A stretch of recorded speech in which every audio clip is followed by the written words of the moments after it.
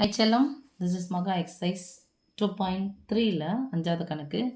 ஒவ்வொன்றும் 100 மதிப்பெண்கள் கொண்ட 5 பாடங்களில் மதிப்பெண்களின் சராசரி 90 அல்லது அதற்கு மேல். 90 அல்லது அதற்கு மேல். இங்கிலீஷ் எப்படி சாமி சொல்லுவோம்? கிரேட்டர், மேலுன்னா greater than or equal to, அல்லதுன்னா ஆர் ஈக்குவல் டு 90 இருக்கணும், அல்லது அதற்கு மேல் இருக்குன்னா greater than or equal to 90. ஓகேவா?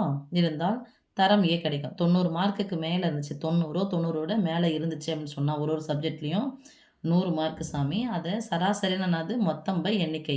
5 சப்ஜெக்ட்னா 5 சப்ஜெக்டையும் கூட்டி 5ஆல் வகுத்தா 90 வரணும், அல்லது அதற்கு மேலே வரணும். ஓகேவா?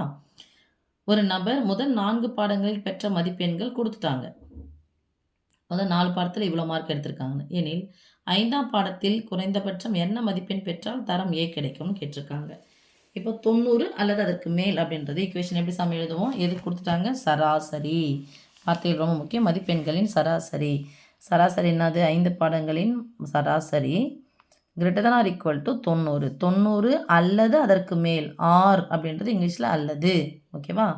அதற்கு மேலுன்னா greater than or equal to 90. இப்போ சராசரினா அது 5 பாடத்தையும் கூட்டி 5ஆல் வகுக்கணும். 4 பாடத்தினுடைய மதிப்பு நமக்கு தந்துட்டாங்க.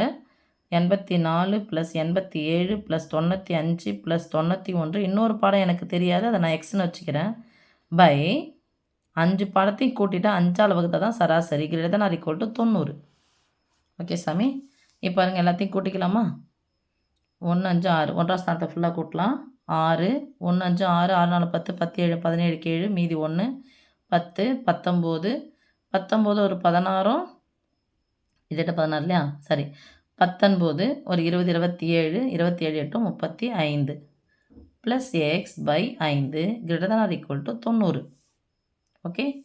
இப்போது எப்போ 90 வரணும்? 450 மார்க் இருந்தால் தான்.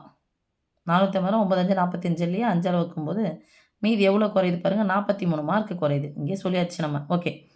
இப்போது இது அந்த பக்கம் போயிடுச்சு அப்படின்னு சொன்னால் greater than or equal to 9 5 45 450 357 plus x. எனக்கு எக்ஸ்னுடைய மதிப்பு தான் தேவை. எக்ஸ் இங்கே வச்சுக்கிறேன்.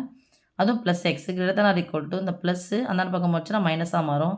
357 50லேருந்து 50 கழிச்சா 0 400. 50லேருந்து 50 போயிடுச்சு, மீதி 7 இருக்குதாமே. 400 100 இருக்குது. 100லேருந்து 7 கழிச்சா எவ்வளோ சாமி வரும் நமக்கு? 93 93 வரும். ஓகே செல்லம்.